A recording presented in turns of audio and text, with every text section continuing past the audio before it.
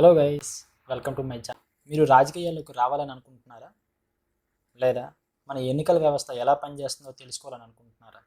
ఈ వీడియోలో మనం ఎంపీ ఎమ్మెల్యేగా నిలబడాలంటే ఏ నియమాలు ఉంటాయో జస్ట్ 5 మినిట్స్లో పూర్తి ఇన్ఫర్మేషన్ తెలుసుకుందాం.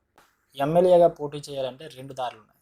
ఫస్ట్ వన్, ప్రజెంట్ యాక్టివ్లో ఉన్న పార్టీ ఆ పార్టీలో మీకు ఎమ్మెల్యేగా నిలబడే అవకాశం ఇస్తే మీరు ఎమ్మెల్యేగా నిలబడవచ్చు. మీకు ఎటువంటి బ్యాక్గ్రౌండ్ లేకపోయినా, రాజకీయ అనుభవం లేకపోయినా ఏ పార్టీ కూడా సీట్ ఇవ్వదు.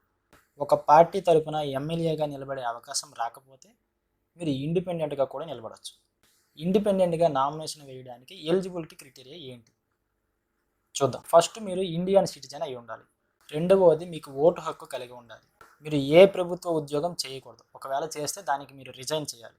2 సంవత్సరాలు అంతకంటే ఎక్కువ జైలు శిక్ష పడిన వారు ఎన్నికల్లో పోటీ చేయడానికి అనర్హులు. మీకు కనీసం 25 ఏళ్ళు నిండి ఉండాలి. ఎలక్షన్ కమిషన్ 1951 సెక్షన్ 5 ప్రకారం ఒక రాష్ట్రంలో ఓటు హక్కు కలిగి వేరే రాష్ట్రంలో పోటీ చేయడానికి వీల్లేదు. ఇది ఎలిజిబిలిటీ క్రైటీరియా. మరి ఎలా సబ్మిట్ చేయాలి, ఎవరికి సబ్మిట్ చేయాలి అనేది చూద్దాం. మరి నామినేషన్ ఎలా వేయాలి? ఫామ్ 2B అంటే నామినేషన్ పత్రం. మీరు ఏ నియోజకవర్గంలో నిలబడాలని అనుకుంటున్నారో ఆ నియోజకవర్గానికి చెందిన రిటర్నింగ్ ఆఫీసర్కి సబ్మిట్ చేయాలి. ఫామ్ 26 అంటే అఫిడవిట్. ఇందులో మీ వ్యక్తిగత వివరాలు, క్రిమినల్ కేసులు, పెండింగ్ కేసులు, మీ యొక్క ఆస్తులు అండ్ అప్పులు, పెండింగ్లో ఉన్న కేసులు, శిక్ష పడిన కేసులు మొదలైనటువంటి ఇన్ఫర్మేషన్ని పబ్లిక్ డొమైన్లో పెట్టాలి.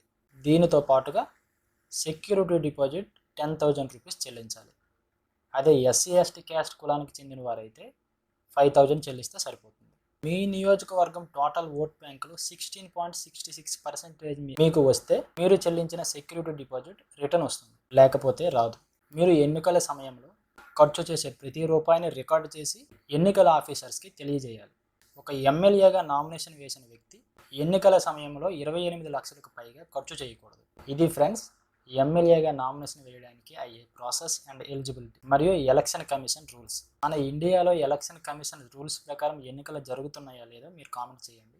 అన్ని కామెంట్స్కి నేను రిప్లై ఇస్తాను. ఈ వీడియో ద్వారా కొత్త ఇన్ఫర్మేషన్ తెలుసుకుంటే ఈ వీడియోని లైక్ చేసి మరిన్ని ఇన్ఫర్మేటివ్ వీడియోస్ కోసం మన ఛానల్ని సబ్స్క్రైబ్ చేసుకోండి. See you in next video.